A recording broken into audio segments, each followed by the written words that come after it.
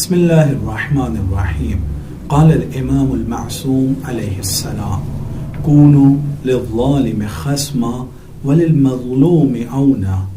ناظرین محترم، ہمارے اور آپ کے معصومین علیہ الصلاۃ والسلام کی تعلیمات میں سے ایک تعلیم یہ ہے کہ ہمیشہ ظالم کے مقابلے میں ڈٹ کر کھڑے رہو اور مظلوم کے مددگار بنے رہو. کوئی بھی ایسا موقع جہاں پر مظلوم کی حمایت کا موقع ہے، وہاں پر اپنے آپ کو دور نہ کرو بلکہ مظلوم کے نزدیک پہنچو اور اس کی مدد کرو. اسی طرح سے ظالم کے مقابلے میں کھڑے ہونے میں کبھی نہ جھجکنا. کیونکہ خداوند عالم ظالم کے مقابلے میں ہے. خداوند عالم ظالموں کا مقابلہ کرنے والوں کے ساتھ ہے. اِنَّ مَعِيَ رَبِّي سَيَهْدِينِ. ہمارا پروردگار ہمارے ساتھ ہے جو ہمارے لیے راستوں کو کھولے گا. ناظرین محترم، یوم القدس ایک ایسا دن ہے کہ جس دن یہ کہا جا سکتا ہے کہ یہ جو نیا نظام بنا ہے دنیا کو چلانے کے لیے سیکنڈ ورلڈ وار کے بعد سے، خاص طور پر اس کی جڑیں فرسٹ ورلڈ وار کے پہلے سے ڈالی گئی تھی اور اس کی بنیاد کو رکھا گیا تھا. لیکن جو نظام بنا ہے اس نظام کے اندر ایک نیا ورڈ لوگوں نے سنا، ایک نئی اصطلاح کو لوگوں نے سنا ہے، اور وہ ہے زائنسٹ، زائنزم، جس کو اردو یا فارسی میں کہا جاتا ہے صہیونیت. یہ صہیونیت یعنی کیا؟ صہیونیت کو میں آپ کی خدمت میں واضح کرنا چاہتا ہوں.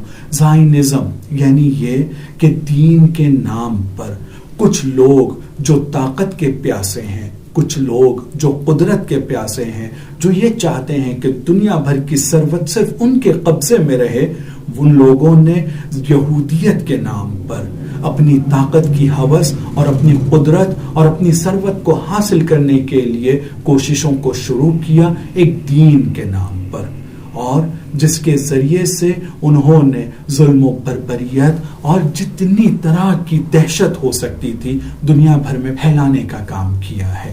ناظرین محترم، 1945 میں اور اس کے بعد ہم اگر فلسطین کی سرزمین کی طرف نگاہ کرتے ہیں تو فلسطین وہ جگہ ہے جہاں پر مسلمان بھی رہتے ہیں، کیونکہ ان کے نبی پاک حضرت محمد مصطفیٰ صلی اللہ علیہ وآلہ وسلم سے منسوب وہاں متبرک اور مبارک جگہ ہے جہاں شب معراج کا تذکرہ ہوتا ہے.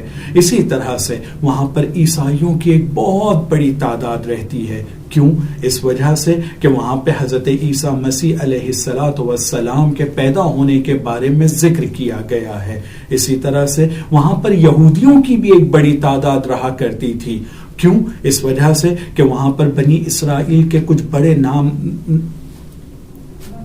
نامور انبیاء جیسے جناب داؤد، جناب سلیمان، جناب یعقوب، ان کی علامتیں اور ان کی نشانیاں پائی جاتی ہیں. تو عزیزوں، فلسطین وہ زمین ہے جس کے بارے میں یہ کہا جا سکتا ہے کہ وہاں پر تمام ادیان. تو عزیزان گرامی، فلسطین وہ سرزمین ہے جس کے بارے میں یہ کہا جا سکتا ہے کہ دنیا کے تمام بڑے ادیان، ان کا مبدا، ان کا منشا، یا کم سے کم ان ادیان کے لیے بہت بڑی یادگار چیزیں فلسطین نامی سرزمین میں پائی جاتی ہیں، چاہے وہ اسلام ہو جن کے لیے ان کا پہلا قبلہ یا معراج کی جگہ، یا یہودیت ہو یا عیسائیت. لیکن کچھ لوگ یہودیت کا بہانہ کرتے ہوئے اپنی قدرت اور اپنی طاقت کو بڑھانے کے لیے اور اپنی ثروت میں اضافہ کرنے کے لیے وہ آگے بڑھتے ہیں. اس زمانے سے لے کر اب تک کے جو اصل یہودیت کو ماننے والے لوگ ہیں، انہوں نے ہمیشہ اس کا مقابلہ کیا ہے اور ان کو یہودی ماننے سے انکار کیا ہے. اسی طرح سے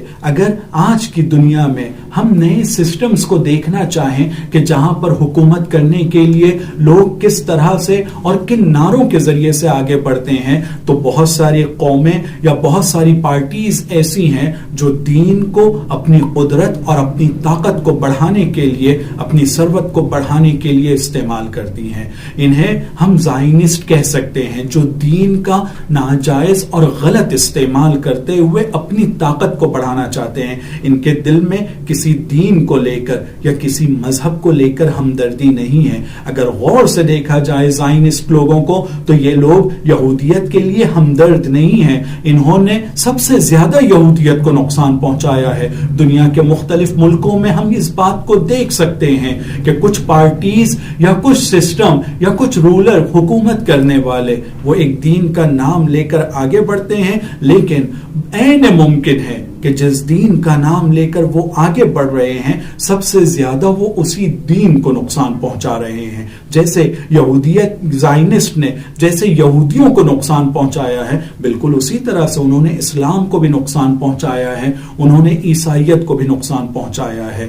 تو ہم دوسرے ممالک میں اس چیز کو دیکھ سکتے ہیں. اب ہماری ذمہ داری کیا ہوتی ہے زائنسٹ کے مقابلے میں اور ان کے خلاف ہم کیا کر سکتے ہیں؟ تو ناظرین محترم، کچھ چیزیں ہم لوگوں کے لیے ضروری ہے. سب سے پہلی چیز یہ کہ جو لوگ دین کے نام پر آگے بڑھتے ہیں اور اپنی طاقت حاصل کرنے کی پیاس کو بجھانے کی کوشش کرتے ہیں، انہیں ایکسپوز کرنا ضروری ہے. اور ہمیں اس بات کی طرف توجہ دینا ضروری ہے کہ آپ دین کے نام پر اور دین کے نعروں کو استعمال کرتے ہوئے آگے بڑھ رہے ہیں. آپ یہ تو بتائیں کہ آپ نے دین کے لیے کیا کیا ہے. ہم تو یہ دیکھتے ہیں کہ دین کے نام پر آپ اپنی قدرت، طاقت اور ثروت کو بڑھا رہے ہیں، اپنی مال و دولت میں اضافہ کر رہے ہیں. اس کے علاوہ کیا؟ تو ناظرین محترم، یہ جو یوم القدس ہے، اس دن کو ہم اس طرح سے منا سکتے ہیں اور ہمیں منانا چاہیے کہ دین کا غلط استعمال کرتے ہوئے جہاں پر بھی جو بھی طاقتیں آگے بڑھتی ہیں اور آگے بڑھ کر اپنی طاقت اور قدرت کو حاصل کرنے کی کوشش کرتی ہیں، چاہے وہ زائنسٹ ہو یہودیت کا نام لیتے ہوئے، چاہے وہ داعش ہو یا القاعدہ ہو اسلام کا نام لیتے ہوئے، ہمیں انہیں پہچاننے کی ضرورت ہے. اور نہ صرف ان کو پہچاننے کی ضرورت ہے جو ہمارے سامنے ہیں، بلکہ ان کے پیچھے جن کے یہ آلے کار بنے ہوئے ہیں انہیں بھی پہچاننے کی ضرورت ہے. ہمارے اور آپ کے بابا قوم، چونکہ ہم ہندوستانی ہیں، ہمارے بابا قوم گاندھی جی نے ہندوستان کی آزادی کے فوراً بعد ان لوگوں کو پہچان لیا تھا اور پہچانتے ہوئے ہمیں اور آپ کو اس جانب متوجہ کیا تھا کہ ہندوستان کی آزادی اس وقت تک کہ کامل نہیں ہو سکتی ہے جب تک کہ فلسطین کی سرزمین آزاد نہ ہو جائے. ایک جگہ انہوں نے یہ بھی کہا تھا کہ بالکل اسی طرح سے جیسے فرانس کی سرزمین فرانس والوں کی ہے، جیسے انگلینڈ انگلش کا ہے اور وہاں پر رہنے والوں کے لیے ہے، اسی طرح سے فلسطین عربوں کے لیے ہے. وہ لوگ جو یہودیت کے نام پر لیکن در واقع خود زائنسٹ ہیں، اپنے آپ کو یہودی کہتے ہوئے واپس آ رہے ہیں اور فلسطینیوں کو فلسطین سے نکال کر اس پر قبضہ کرنے کی کوشش کر رہے ہیں، ان کے مقابلے میں کھڑے ہونے کی ضرورت ہے. تو ناظرین محترم، یہ اس زمانے کی بات تھی جسے آج ہمیں زندہ رکھنا ہے اور اس کے مقابلے میں کھڑے ہونا ہے. اور اسی طرح سے آج بھی ہماری یہ ذمہ داری بنتی ہے کہ آج سے تقریباً 70-80 سال پہلے جن لوگوں نے دین کا غلط استعمال کرتے ہوئے دین کے نام پر لوگوں پر بربریت کی ہے، انہیں دہشت زدہ کیا ہے اور اپنی حکومت کو مضبوط کرنے کی کوشش کی ہے، تو آج ہم سب کی یہ ذمہ داری ہے کہ اس تجربے کو اور اپنی تاریخ کو سامنے رکھتے ہوئے آج اگر کچھ لوگ دین کے نام پر اس طرح کی دہشت پھیلانے کی کوشش کر رہے ہیں تو یوم القدس صرف اس ظلم کے مقابلے میں کھڑے ہونے کا نام نہیں ہے جو فلسطین میں کیا گیا تھا. یہ اس کی ایک واضح مثال ہے. یہ تو ہمیں کرنا ہی ہے، لیکن دنیا میں اس طرح کا اگر ظلم کہیں اور بھی ہو رہا ہے، چاہے وہ عراق ہو یا سیریا ہو یا اور دنیا کا کوئی کونا یا شاید ہمارا ملک بھی ہو، ہمیں یہاں پر اپنے اس تجربے اور اس سبق سے سیکھتے ہوئے ہمیں یہاں پر بھی اقدام کرنے کی ضرورت ہے، ایکسپوز کرنے کی ضرورت ہے. اپنے علم اور اپنے یقین میں اضافہ کرنے کے ساتھ میں خدا پر بھروسہ رکھتے ہوئے اپنی ذمہ داری کو انجام دینا ہم سب کا فرض ہے. وآخر دعوانا ان الحمد للہ رب